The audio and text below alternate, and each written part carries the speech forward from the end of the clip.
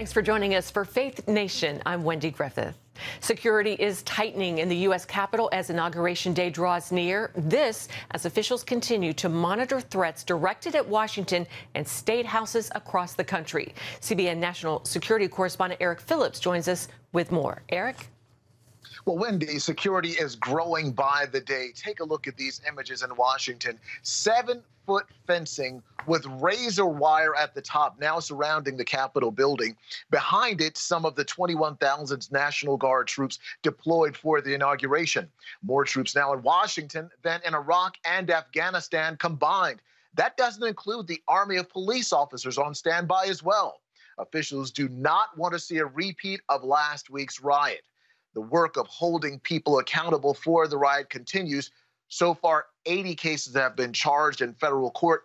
34 people have been arrested, and the FBI has identified more than 200 suspects. We know who you are if you're out there, and FBI agents are coming to find you. We're looking at individuals who may have an eye towards repeating that same kind of violence that we saw last week. Anybody who plots or attempts violence in the coming week should count on a visit. Some tough talk coming from the director of the FBI, Christopher Wray, and for good reason. Intelligence indicates riots at the Capitol last week. Some of those who participated in those riots wanted to find, capture, and assassinate officials. Some very bleak and harsh words there. Authorities say they are sifting through roughly 140,000 digital media tips, some of them now containing threats about the possible upcoming inauguration next week. That's why security is so tight. It was announced today that the National Mall will be closed during the inauguration for safety's sake, as well as state capitals across the country are boarding up and increasing security there because of credible threats that could happen against those state capitol buildings beginning as soon as this weekend. Wendy. All right. Well, we pray for peace. Thank you so much, Eric. We appreciate it. Well, in other news, a Kentucky pastor says he's received numerous death threats on social media for attending the Save America rally on Capitol Hill last week. The founder of peaceablygather.com, Pastor Brian Gibson, told CBN's The Prayer Link he was there simply to preach the gospel. Hear yourself say it out loud. Say, Father, I'm a sinner. I've lived for myself. I've done my own thing. But today, I turn from my sin. I turn to Jesus. Sounds like the gospel to me. Well, Gibson says he's been falsely accused of being involved in the violence and as a result has had to leave his home, move to an undisclosed location, and is now under 24/7 security protection. He says the majority of those there were just peacefully marching and not involved in the riots. Senate Chaplain Barry Black hunkered down in a secure location that day with senators for 3 hours, praying with them and ministering to them. He tells CBN News' Capitol Hill correspondent Abigail Robertson he's confident that God is going to use this horrific attack for his glory. God is going to make us a better nation as we strive, and there are believers everywhere, and even non-believers who are striving for a more perfect union. And I believe the sovereign God of the universe is going to use January 6th as a moment in time that will provide us with an epiphany nexus with the transcendent. And we will be able to say, it was January the 6th that I began to take the incremental steps that brought greater unity, but even more importantly, greater righteousness to our nation and world. Black says he's amazed by the way people came together to help each other that day, stood up to fear, and finished the work that they set out to do. Julia Manchester with The Hill joins us now with more on how that day might change America as we know it and the upcoming inauguration. Julia, welcome to Faith Nation. Thank you for having me. Well, as Eric reported, this will be a very different inauguration day. What are you hearing about it on the Hill?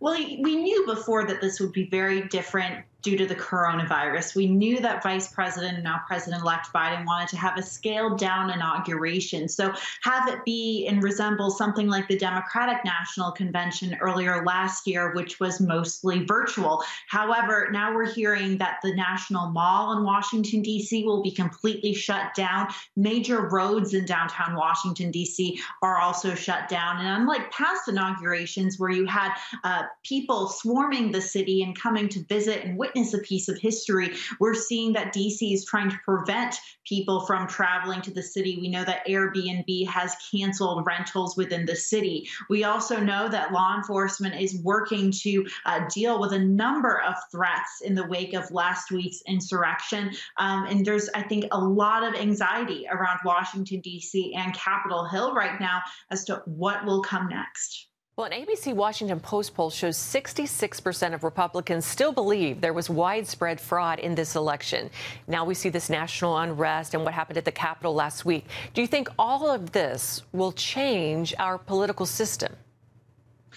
I think it's very possible. And I think right now, in this moment in American history, we are incredibly divided. And I think it's going to take time to heal. And a lot of that will fall on the shoulders of President-elect Joe Biden. And we know that, you know, like that poll you just cited, we know that a lot of Americans still are very invested in the idea of President Trump and feel like they are victims of an elitist system, if you will, victims of Washington and such. So there's still attached to this idea of make America great again under President Trump. So I think we're going to see definitely, leaders trying to unify Americans after the inauguration, but it will be tough. We know that politics is just simply divided right now. So, Joe Biden has a very tough road ahead.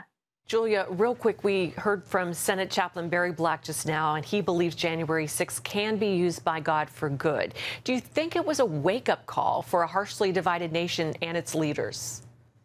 I think that's a very good point, and I think it very much was a wake-up call. January 6th was an awful day for Washington, D.C. and for this entire nation. However, I think it could have been a lot worse. So I think maybe that now that we are more cognizant of the threats we face, cognizant of the fact that the greatest threats we face are within this country, domestic threats, that could definitely help us prevent any future insurrection or any future attack. On top of that, I think it's also a wake-up call to unify. The question is, will the Congress and will President-elect Biden be able to do that in the near future? That's the million-dollar question. Julia Manchester with The Hill, thanks so much for your time. Well, a top priority after the inauguration for President-elect Joe Biden is a $1.9 trillion plan he hopes will turn the tide on the COVID-19 pandemic. CBN News White House correspondent Ben Kennedy reports his goal is to speed up vaccines and provide financial help to those struggling with the prolonged economic fallout. I'd like to talk to you about our way forward, a two-step plan of rescue and recovery, a two-step plan to build a bridge to the other side of the crisis we face to a better, stronger, more secure America. Tonight, I'll lay out my first step. Biden's plan calls for billions for vaccines and bigger stimulus checks for Americans. Under the $1.5 trillion plan, $400 billion would go towards fighting the pandemic, with the majority of the money being economic relief and aids for states and localities. Also included are $1,400 stimulus checks, on top of the $600 checks from the recent relief bill. Our rescue plan also includes immediate relief to Americans hardest hit and most in need. We will finish the job of getting a total of $2,000 in cash relief to people who need it the most. The $600 already appropriated is simply not enough. You just have to choose between paying rent and putting food on the table. Biden says this money is needed now more than ever, as the latest government figures Thursday showed more than 1 million people looking for unemployment assistance from the government. Countless families and friends left behind with unrelenting grief and guilt, anger and frustration. And the emptiness felt by the loss of life is compounded by the loss of our way of life. Mark Hamrick of Bankrate told CBN's Faith Nation the new government jobless claims shows the economy still needs help. And so on the one hand, it shouldn't be terribly surprising because the pandemic is the cause of the downturn, but it can still be shocking. And so that's why it's all the more urgent that the president-elect and elected officials in Washington get to work soon on the next round of stimulus legislation. Biden's plan also calls for $130 billion to help most schools reopen by spring. Many schools have already done so, and Virginia's Governor Ralph Northam says his state's data indicates that schools can open again with the proper safety standards. But the political outlook in Congress for Biden's plan remains unclear. Republicans are likely to object to certain parts of it, while some Democrats could say it doesn't go far enough. Ben Kennedy, CBN News. Thanks, Ben. Coming up, we'll look at the impact of President-elect Biden's plan on the battle against the virus and the hope for bringing an end to the pandemic. Medical reporter Lori Johnson joins us next.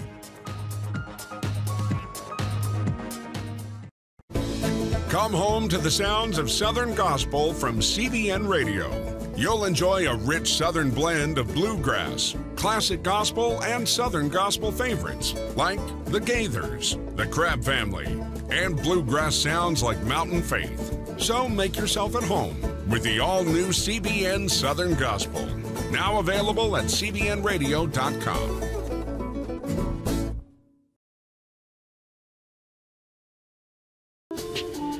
It's about the competition. I kind of put that pressure on myself, and I think people had expectations. It's about overcoming. We use this phrase all the time, keep chopping, keep practicing hard.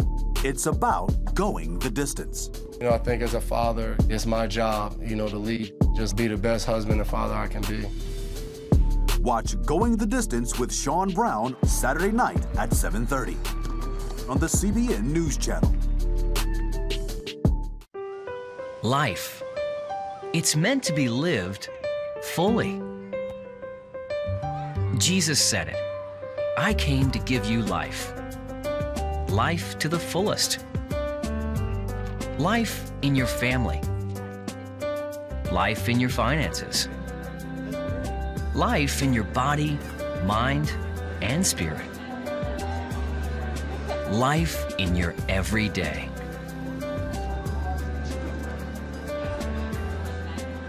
At CBN.com, we're taking what Jesus said seriously. We're here to help you discover life. Life. Live it fully. CBN.com.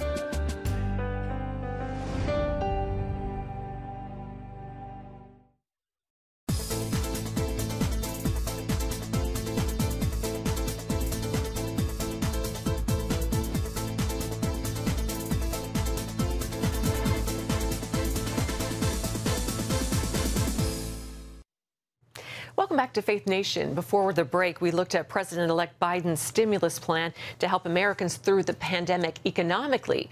Now we turn to what it could mean in the frontline battle against the virus itself. CBN News medical reporter Lori Johnson is with us now.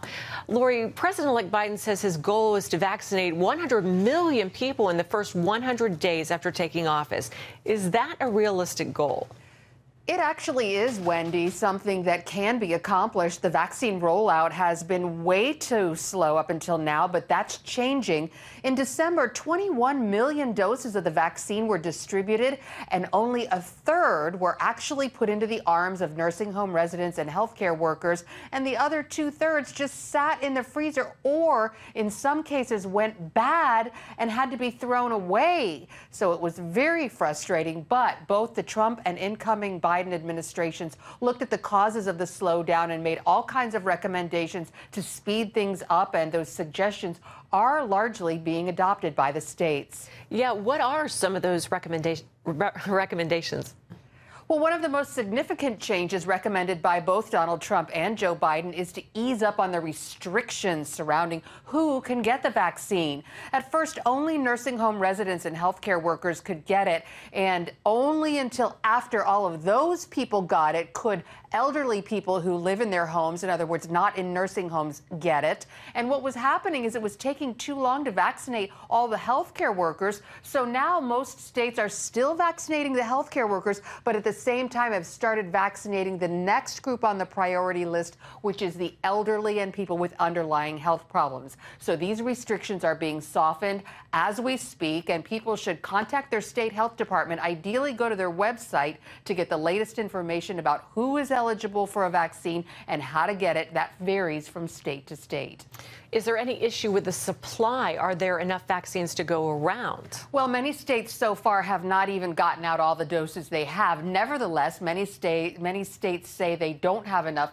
So in another rare show of unity, both the Trump and Biden administrations say the federal government should release all the doses to the states that are on hand and promise that the second doses are coming up. Until recently, half of the doses on hand have been set aside to guarantee that people will have that second dose. Remember, these vaccines require 2 shots, one and then about a month later, another one. So states are told to give out all of their doses now, not reserve half, and that more doses for those second shots are coming, even if the administration has to invoke the Defense Production Act to make sure manufacturers get those doses out to the public, Wendy. Lori, what can you tell us about the latest from the CDC on the virus variant becoming the dominant strain of COVID? So this variant, some people call it a mutation, is 50% more contagious than the original coronavirus that's been making its way around the U.S. the last year. So the CDC expects that most coronavirus cases by March will be this new, much more contagious variant. The good news about the variant is it is not more deadly than the current strain, and it is susceptible to the vaccine. In other words, the vaccine works on it. But the fact that it's much more contagious, much more transmissible will likely mean more death. So it's really kind of a race, Wendy, about people getting vaccinated or getting this more contagious variant. Absolutely. Great information, Lori Johnson. Thanks so much for being with us. Sure. We'll be right back.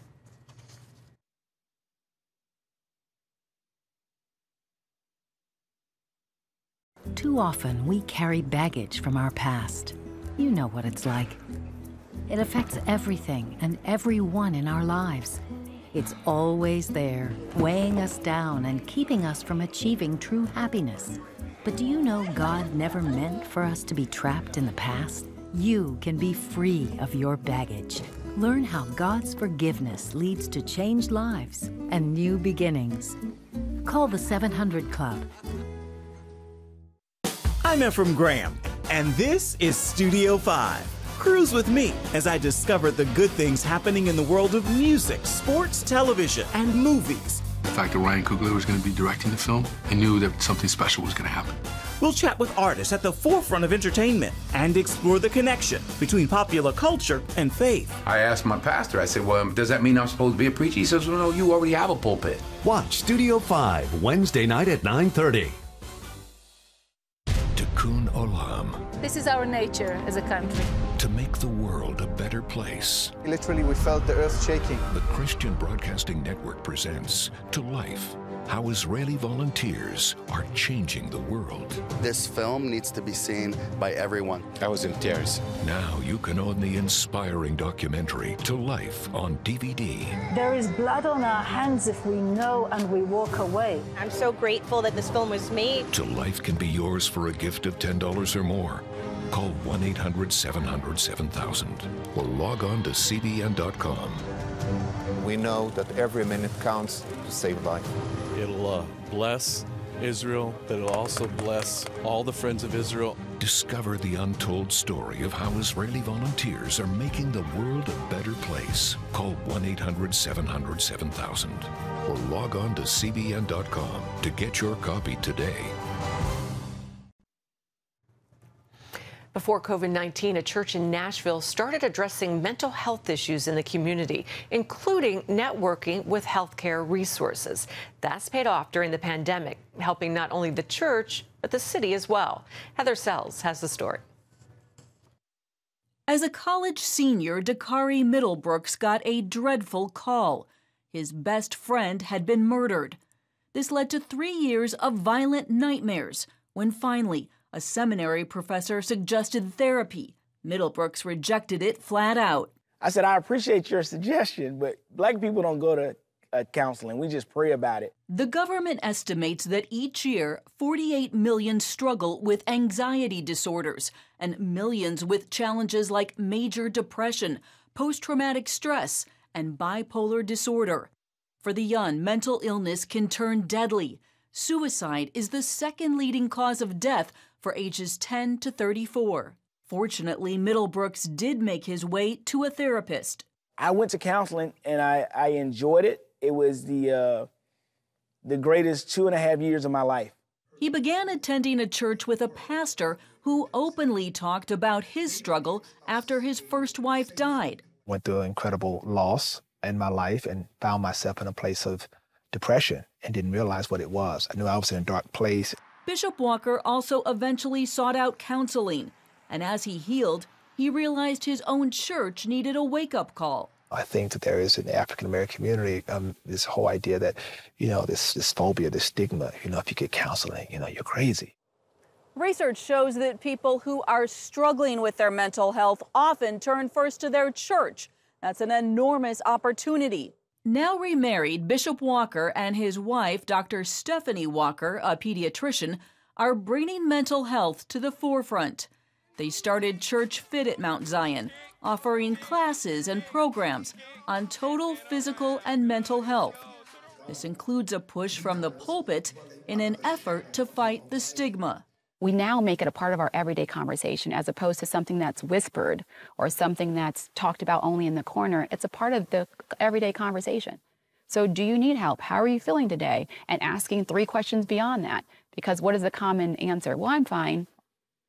Well, really, so tell me more. Psychologist Veronica Bell attends Mount Zion and says the new direction has been huge. I think that's what he did, in essence, normalized it from the pulpit that, what you're experiencing is real. We can pray about it, but there are also resources available. Dr. Walker has also developed a referral system so church members can easily find a counselor, psychiatrist, or support group. As a church, we don't have to recreate the wheel. The resources are out there. We have the people, they have the resources, we serve as connectors. And Mount Zion makes sure its people know how to help, ask the right questions, and not let go when someone is hurting. It's not an option to leave you. It's not an option to hang up the phone. It's not an option to tell you we can't help you. Where do I need to send you next? And they're trained to figure out immediately in that moment what are the next steps in terms of getting this person help and getting them connected. Flash forward to 2021, and Mount Zion has gone completely virtual. Its focus on mental health still big and perhaps more important than ever, as leaders know that COVID has brought extra stress and anxiety. There are moments in this past year, if we were honest, we didn't think we were going to make it. Mount Zion is using its website, Facebook, and other social media to communicate about spiritual, mental, and physical health. The church is also serving as a testing site for COVID, and it's encouraging its members to get the vaccine. It hopes to go back to in-person services sometime this year. For Middlebrooks, he's gone from shame to healing to transparency. He writes about his journey in the new book, The Depressed Millennial. And he says he's seen a change in his church as well. I think the church is now aware that there has to be a space. And I think that's what we've been able to do here at Mount Zion, is carve out a space for dialogue. A lot of people were afraid to share that I'm broken. Reporting in Nashville, Heather Sells, CBN News. Thanks, Heather. Coming up next, singer Carrie Underwood tells us how we can keep the spirit of Christmas all year long. Stay tuned.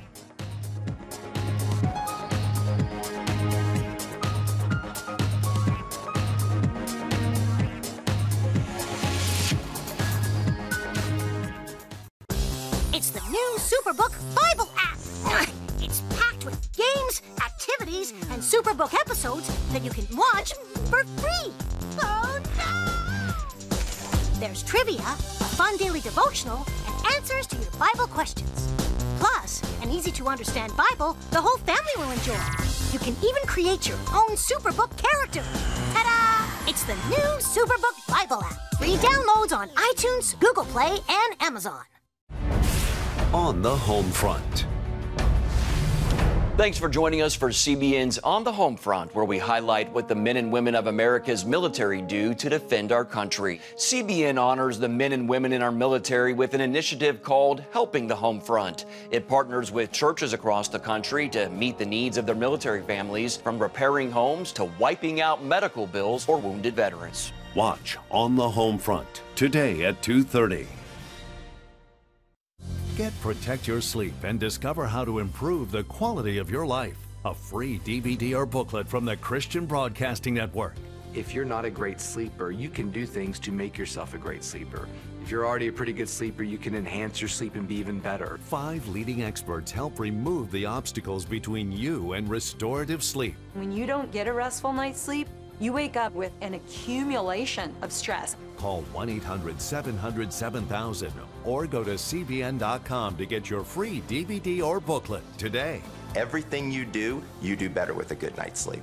You'll discover how food affects your sleep, how to put insomnia to rest, explore effective remedies for sleep apnea, and much more in Protect Your Sleep. Wake up to your best life and get Protect Your Sleep today. Call 1-800-700-7000 or go to cbn.com to get your free DVD or booklet. On October 1st, 1961, history was made when a tiny station began transmitting the first signals of the Christian Broadcasting Network. CBN, the Christian Broadcasting Network. And now, a new era has begun with the all-new CBN News Channel. Just moments ago, the Iron Dome intercepted an incoming rocket right on the Gaza border. Administering in this area, spiritual warfare is definitely involved. A 24/7 news network, bringing you the news you want from a source you can trust.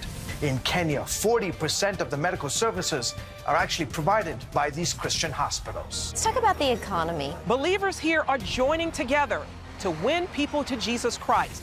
All your favorite shows now in one place.